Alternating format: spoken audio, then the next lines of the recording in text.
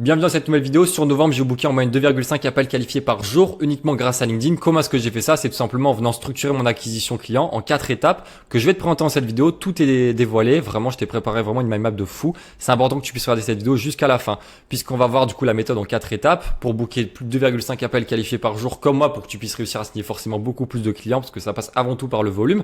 Deuxième chose, ça va être tout simplement les erreurs à ne pas faire dans la mise en place de cette méthode-là. Et ensuite, comment est-ce que tu peux mettre en place dès ce soir, dès maintenant, ce système en fait pour que tu puisses avoir beaucoup plus d'appels et de clients. Et évidemment une petite surprise à la fin pour les plus motivés et ceux qui veulent passer à la next step. Donc tu vois, ça c'est les résultats que j'ai pu avoir, plus de 39 appels bookés et des appels qualifiés évidemment sur novembre. Je book des appels quasiment tous les jours, voire même parfois 2-3 appels par jour. Donc c'est vraiment juste incroyable.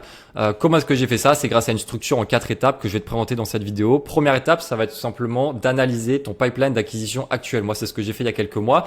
Première étape, ça a été en fait de lister tout ce que je mettais en place au niveau de mon acquisition, tout ce qui me permettait en fait de trouver des clients. Et de là, j'en ai sorti une liste de 6 points.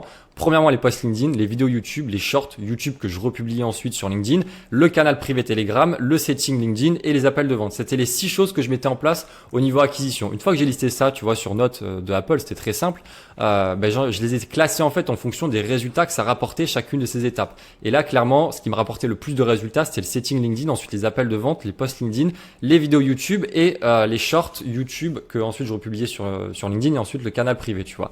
Et ensuite, la troisième étape, ça a été d'apporter 2 changements très simples. La première, ça a été de supprimer 20% des actions qui apportaient le moins de résultats. Donc, tu vois, moi, typiquement, aujourd'hui, je ne fais plus du tout de short, que ça soit sur LinkedIn ou sur YouTube, et je fais mon canal Telegram, je l'ai tout simplement fermé.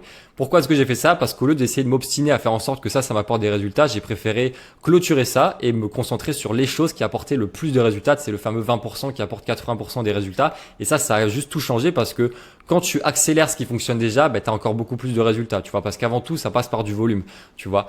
Donc ça, c'est hyper important. Et la deuxième chose, ça va être simplement de déléguer toutes les actions qui me prennent plus de 30 minutes par jour au niveau acquisition, que ça soit le setting, que ça soit les appels de vente, que ça soit les posts LinkedIn, les vidéos YouTube, tout ça, ça me prend du temps. Et en fait, tout ce qui prend plus de 30 minutes par jour, en fait, j'ai arrêté de le faire. Et ça, évidemment, on va en parler plus en détail dans l'étape 3 et 4. C'est hyper important que tu restes jusqu'à la fin, sinon forcément, ça va pas être cohérent, mais c'est hyper important vraiment qu'aujourd'hui, si tu t'es lancé, j'imagine en fait, c'est pas pour créer du contenu tous les jours, c'est pas pour prospecter tous les jours, pour relancer, c'est pas pour ça, c'est parce que très certainement au début tu avais une compétence, des connaissances ou que tu avais envie de monétiser quelque chose et une passion, tu vois, et c'est pour ça en fait que tu t'es lancé au début. Et aujourd'hui, c'est pas normal, tu vois, je vois des gens parfois passer 3, 4, 5 heures par jour à prospecter. Alors c'est bien, mais en fait, c'est pas du tout tenable sur du long terme. Donc en soi, je vais t'expliquer comment est-ce qu'aujourd'hui je fais en sorte que mon acquisition littéralement elle me prend 2 heures par semaine en termes de gestion. Comment est-ce que je fais? On va en parler plus en détail dans l'étape 3 et 4. La deuxième étape, ça a été tout simplement de standardiser mon pipeline d'acquisition, mon nouveau pipeline du coup, parce qu'avant, si tu veux, mon pipeline il ressemblait à ça, c'est-à-dire que tout ce que je faisais, je le faisais, ça m'apportait des résultats plus ou moins concluants, mais en fait, il y avait absolument rien de structuré, il n'y avait pas du tout de méthode précise. Mon objectif, voilà, c'était de créer des posts LinkedIn, faire du setting, des vidéos, des shorts, sur le canal Telegram, etc. Et en fait, ensuite, c'était de rediriger vers des appels de vente. Après, d'où est-ce qui venait, c'était pas forcément important. Ce qui fait que j'avais un peu d'appels. Les appels que j'avais, ils étaient très très peu qualifiés, donc très très dur à closer. Il y avait trop de hasard, clairement, c'était le problème. Il y avait trop de hasard, tu vois, quand tu vois le schéma, c'était à peu près ça, mon pipeline, tu vois. Il y avait trop d'hasard, tu vois. Ça me prenait beaucoup de temps parce que forcément, quand tu dois faire tout ça tous les jours, je peux t'assurer que ça prend plusieurs heures par jour et c'était très peu tenable sur du long terme et surtout, c'est très chronophage. Et en fait, le vrai problème, c'était que j'étais absolument pas structuré parce que j'étais juste en mode je veux des appels de vente, d'où est-ce qu'ils viennent, la qualification, je m'en fous, je veux juste du volume. Et en fait, il n'y a pas que le volume qui compte, c'est aussi la qualité. Il y a toujours la quantité et la qualité qui est importante. Et donc, c'était tout simplement mal structuré.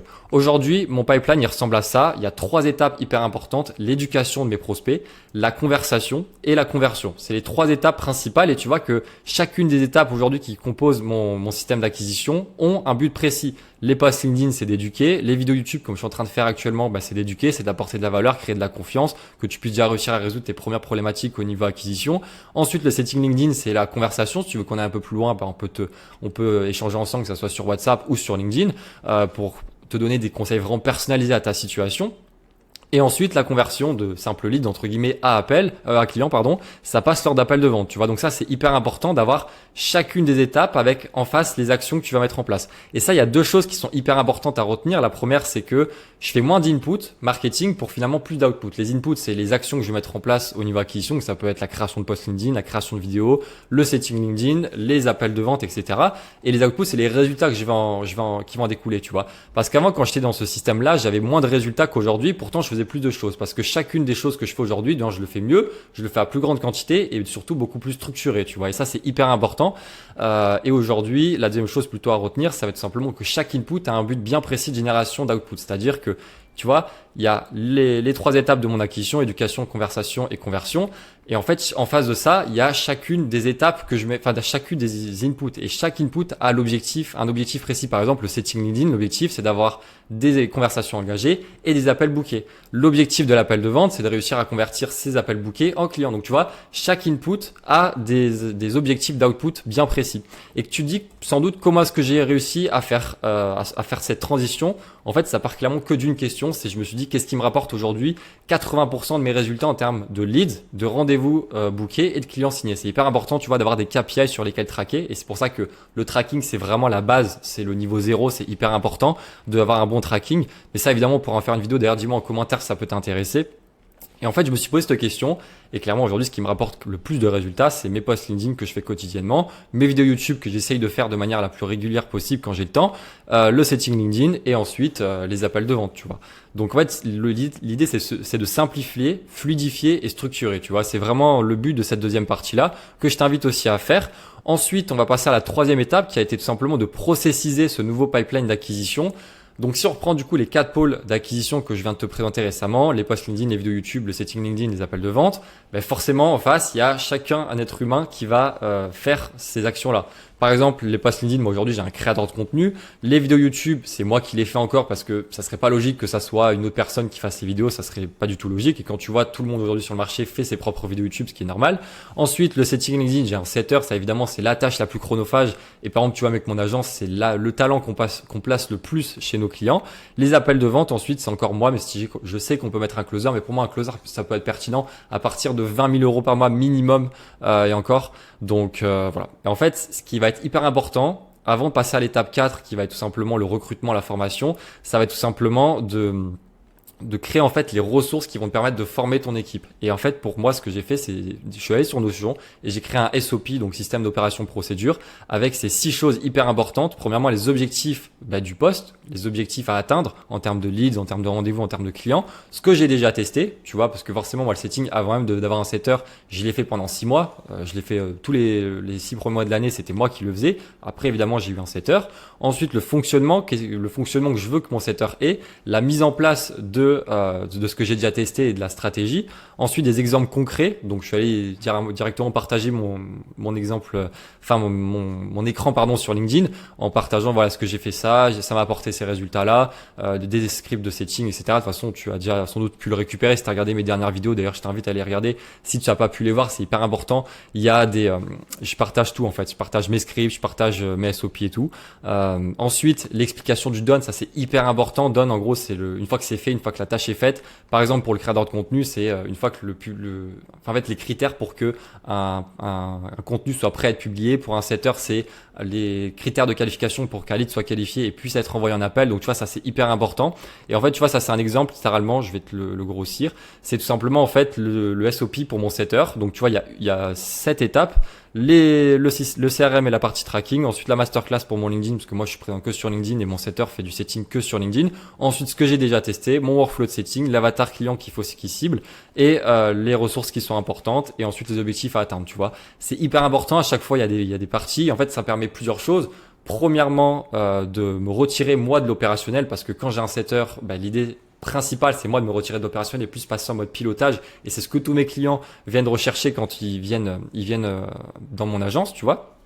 Ensuite, deuxièmement, ça va être tout simplement de rendre ma future équipe autonome parce que forcément, quand elles ont un endroit qui est centralisé où elles peuvent retrouver toutes les informations, c'est beaucoup plus simple et je vais être beaucoup moins fourni, je vais beaucoup moins être dérangé entre guillemets par des questions parce que tout est expliqué directement dans ces 7 modules, tu vois.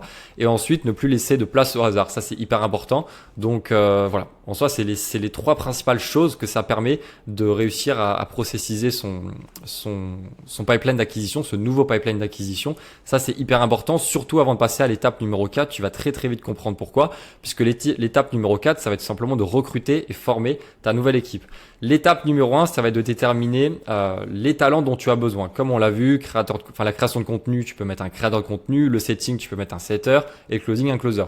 Faut que tu détermines ce que tu as besoin en fonction de ta situation actuelle, en fonction de ton budget aussi, en fonction de tes objectifs. Forcément, si demain tu veux faire 100K par mois, il va falloir que tu aies clairement ces trois talents. Si demain ton objectif c'est juste de faire 10K, clairement un setter ça peut être pertinent, un créateur de contenu aussi, mais pas forcément un closer. Donc tu vois, c'est un diagnostic aussi à faire avec ta situation. D'ailleurs, j'en profite si tu veux vraiment si tu veux que je t'aide à déterminer les talents dont tu as besoin, que ce soit des créateurs de contenu, des setters, des closers pour ton activité, pour ton acquisition, on peut réserver un appel tous les deux en description. C'est gratuit, offert sans engagement. C'est juste pour qu'on puisse identifier, que je t'aide en fait à identifier les talents dont tu as besoin aujourd'hui, parce que se tromper au niveau du recrutement, c'est énormément de coûts en termes d'argent, de temps et d'énergie qui va être dépensé dans le vide. Donc c'est hyper important que cette étape-là, elle soit bien faite à l'avance. Et clairement, ça vaut rien de prendre un appel avec moi 30 minutes juste pour qu'on puisse identifier ce dont tu as besoin et si c'est vraiment pertinent aujourd'hui pour toi de voir, parce que je vois beaucoup de personnes qui sont entre guillemets un peu flemmardes, qui veulent avoir les trois, mais ils n'ont pas envie de les payer, ils n'ont pas envie de les manager, ils n'ont pas envie de passer de temps. Et en fait, il y a forcément un coût avant d'avoir les résultats, tu vois. Donc ça, c'est hyper important. L'étape numéro 2, ça va être de sourcer les talents. Moi, personnellement, j'ai placé aujourd'hui plus de 37 heures, plus que des créateurs de contenu, j'en ai placé des dizaines. Je place beaucoup de talents chez mes clients, donc j'utilise deux principales manières, LinkedIn et les groupes Slack, les groupes d'école par exemple de setting pour les setters, je suis dans des groupes en fait qui me permettent de directement sourcer à la source les bons talents pour ensuite pouvoir les placer chez les clients. Ensuite, l'objectif, c'est clairement de récolter 100 candidatures.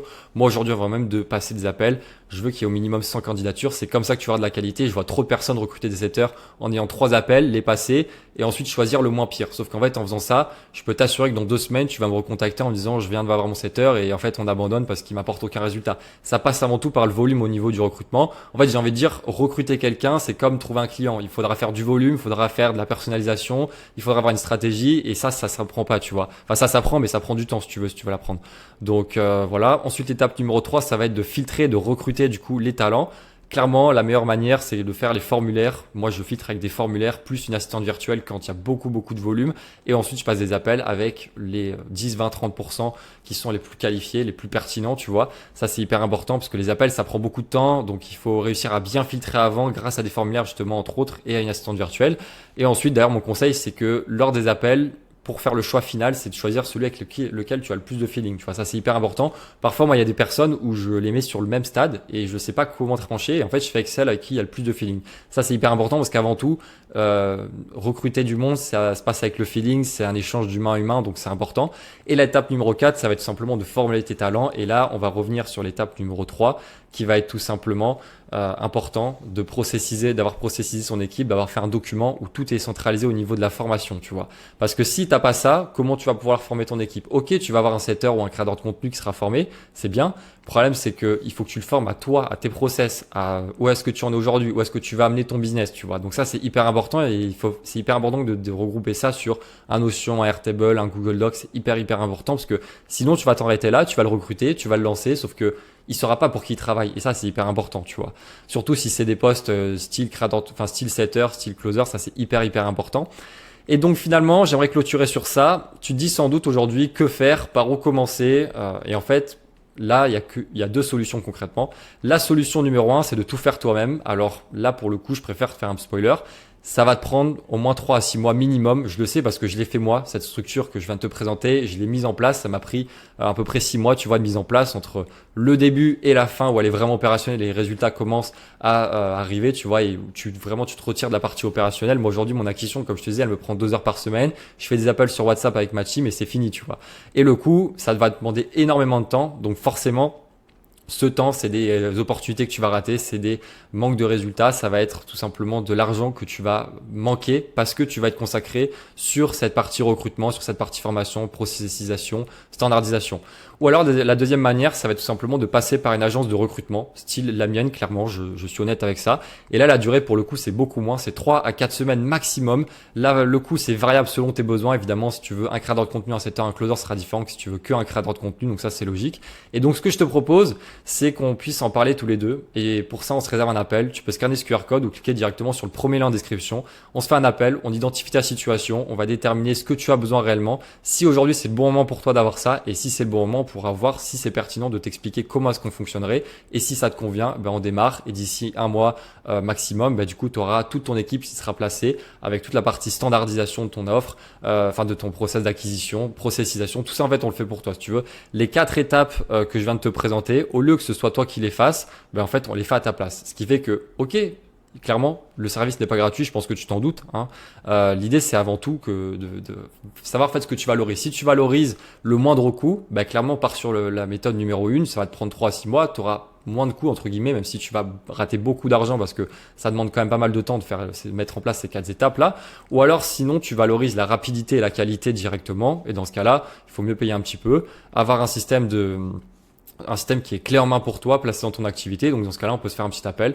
Donc voilà, en soi, j'espère que cette vidéo t'aura beaucoup aidé. Dans tous les cas, que ce soit l'étape numéro 1, la méthode numéro 1 ou la méthode numéro 2 que tu mets en place, l'idée c'est qu'à la fin, tu puisses toi te retirer de l'opérationnel et que tu puisses avoir beaucoup plus de résultats sans que tout tourne autour de toi. Donc j'espère que cette vidéo t'aura aidé. N'hésite pas à booker un appel avec moi si jamais tu veux qu'on en parle plus en détail. En tout cas, moi je te dis à très bientôt dans une prochaine vidéo qui, je te l'assure, va te donner beaucoup de valeur également.